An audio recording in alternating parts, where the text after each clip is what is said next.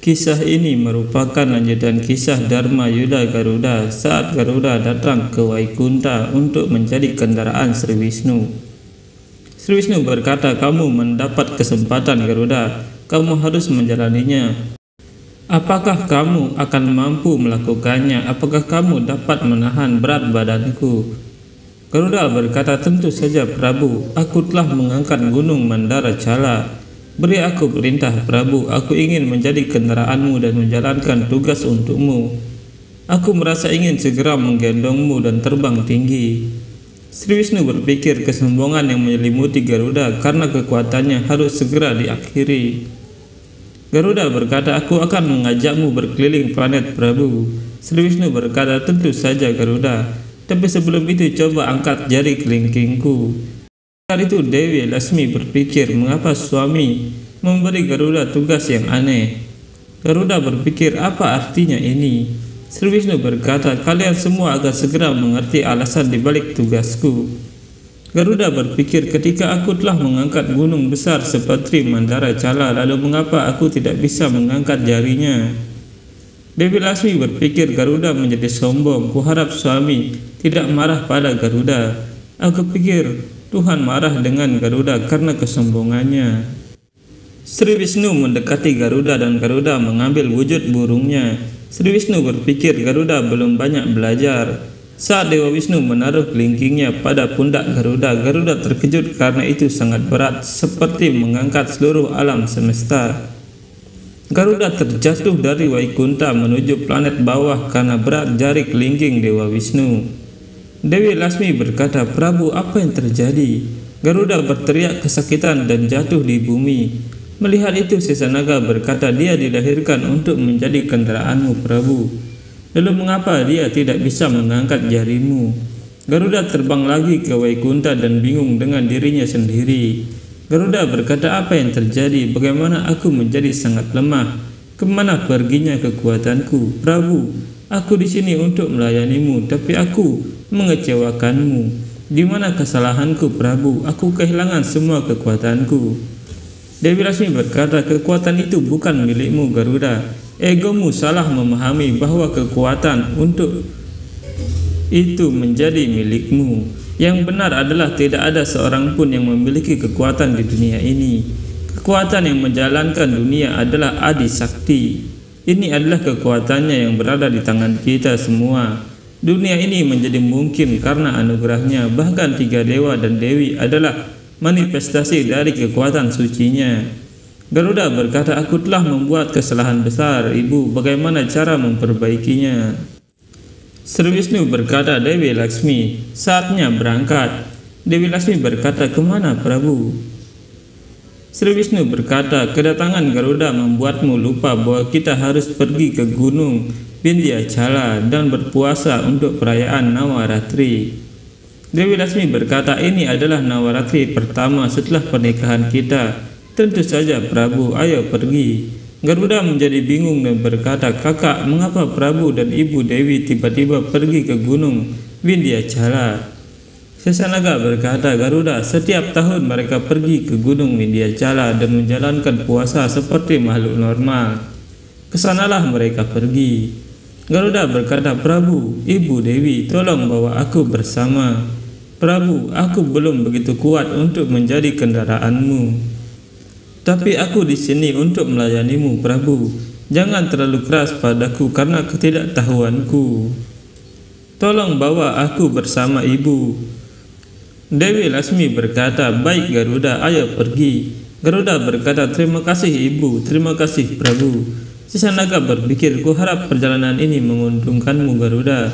Semoga kamu menjadi cukup kuat untuk segera menjadi kendaraan Tuhan." Saat itu mereka sampai di sebuah desa dan seorang Brahmana melihat mereka. Brahmana berpikir, "Dewa Wisnu dan Dewi Laksmi di sini untuk menemuiku." Tapi saat dia mengedipkan mata, dia hanya melihat orang biasa di depannya. Brahmana berpikir, "Ini pasti ilusiku." Saat Brahmana itu akan pergi, Sri Wisnu berkata, "Brahmana, dapatkah kamu membantu kami?" Brahmana berkata, "Aku tahu bahwa kalian akan meminta sesuatu padaku. Siapa kalian? Apa yang kalian inginkan?" Sri Wisnu berkata, "Namaku Purusattama. Dia adalah istriku Kanta. Ini muridku Suparna." Brahmana berkata, "Aku tidak peduli siapa dia. Beritahu aku dengan cepat apa yang harus aku lakukan. Aku sudah terlambat untuk pulang." Sri Wisnu berkata, "Kami telah memulai perjalanan yang panjang. Perayaan Nawaratri dimulai besok. Jadi kami berencana untuk tinggal di sini dan menjalankan puasa. Bisakah kami mendapatkan tempat tinggal di sini? Kami akan membayar harga yang wajar." Brahmana berkata, "Apakah kamu akan membayar dulu?" Dewi Laksmi setuju dan Sri Wisnu berkata, "Tentu saja." Brahmana berkata, "Di rumahku uang juga dikelola oleh istriku. Aku harus berbicara dengan istriku tentang ini. Jika dia memberikan persetujuan, maka aku tidak masalah.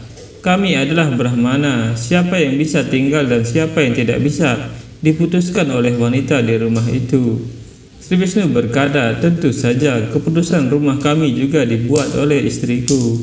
Brahmana berkata, "Ini cerita yang sama di mana-mana. Kamu dipersilahkan untuk masuk ke Vindhyachala." Mereka kemudian mengikuti Brahmana itu, dan Garuda berpikir, "Pria ini aneh, mengapa Prabu memilih dia?" Saat mereka sampai di rumah, Brahmana berhenti di depan, dan Sri Wisnu berkata, "Apa yang telah terjadi?" Brahmana berpikir, "Aku tidak bisa menebak betapa marahnya dia. Tolong tunggu di sini, aku akan masuk dan kembali." Brahmana itu masuk ke rumah dan istrinya berkata, "Apakah butuh waktu lama untuk mandi? Aku sudah menunggumu. Memanaskan makanan akan mengurangi nilai dari makanan itu. Apakah ada disiplin dalam hidupmu atau tidak?" Mereka yang tidak menghargai waktu juga tidak dihargai oleh waktu. Mendengar suara ribut itu, Garuda berkata, "Prabu, tempat ini sepertinya tidak cocok untuk ditinggali." Istrinya pemarah. Dewi Laksmi berkata, "Terkadang ada cinta di balik amarah Suparna." Istrinya berkata, "Ketika kamu keluar, kamu tidak peduli dengan rumahmu." Brahmana berkata, "Turunkan suaramu istriku, jika tidak para tamu mungkin akan pergi." Istrinya berkata, Tamu apa?" Brahmana berkata, "Mereka adalah 3 orang yang telah memulai perjalanan yang panjang. Mereka ingin tinggal dan melakukan meditasi selama beberapa hari. Mereka bersedia membayar. Jika kamu memberikan persetujuan, bisakah aku mengizinkan mereka untuk tinggal?" Sri Wisnu berpikir mengunjungi tempat mereka dan melakukan pembacaan cerita Dewi Durga tampaknya bertentangan dengan keinginan mereka. "Kami di sini untuk meredakan kekhawatiran mereka. Jika istri pendeta tidak mengizinkan, maka kesempatan untuk memperbaiki perbuatan buruk mereka akan hilang selamanya setelah perayaan Nawaratri ini." Garuda berkata, "Ibu, apa yang mereka diskusikan?" Dewi Laksmi berkata, "Prabu, hanya kamu yang bisa." Tapi mereka terkejut melihat Dewa Wisnu duduk di dekat seekor sapi. Dewi Laksmi berpikir, Prabu Sri Wisnu sedang mengagumi kesucian yang tersembunyi di dalam sapi itu. Brahmana itu keluar dan berkata, "Dengarkan, ini sangat sulit, tapi istriku sudah setuju. Tapi kalian harus menjaga kebersihan. Rumah tidak boleh berserakan atau kotor."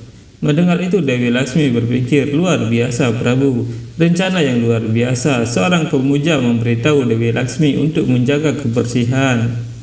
Brahmana berkata, "Sastra mengatakan bahwa jika rumah kotor, maka Dewi Laksmi tidak pernah berkunjung ke sana oleh kasih karunia Tuhan."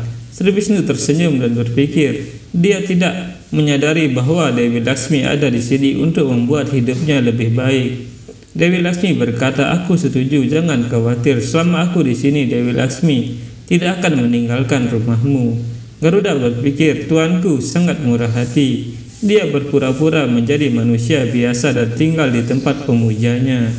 Kerendahan hati dan kemurahan hati ini adalah pelajaran besar untukku."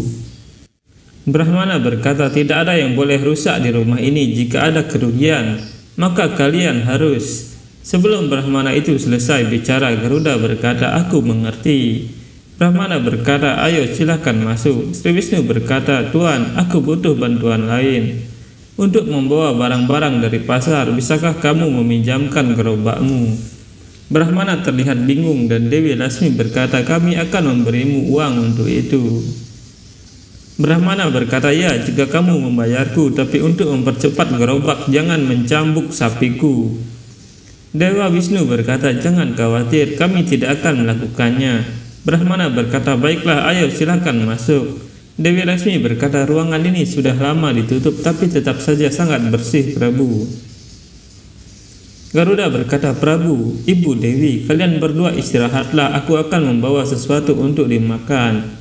Dewa Wisnu berkata, kita tidak punya waktu untuk itu, Garuda. Kami harus pergi ke pasar dan membeli barang-barang untuk ritual. Garuda berkata, katakan padaku apa yang harus dibeli. Aku akan pergi, Prabu. Dewa Wisnu berkata, tidak, Garuda. Kami akan pergi membeli barang-barang untuk ritual. Ritual menjadi lebih bermanfaat jika persiapan dilakukan sendiri. Ayo Dewi, kita pergi. Garuda merasa sedih karena dia tidak bisa melayani Tuhannya.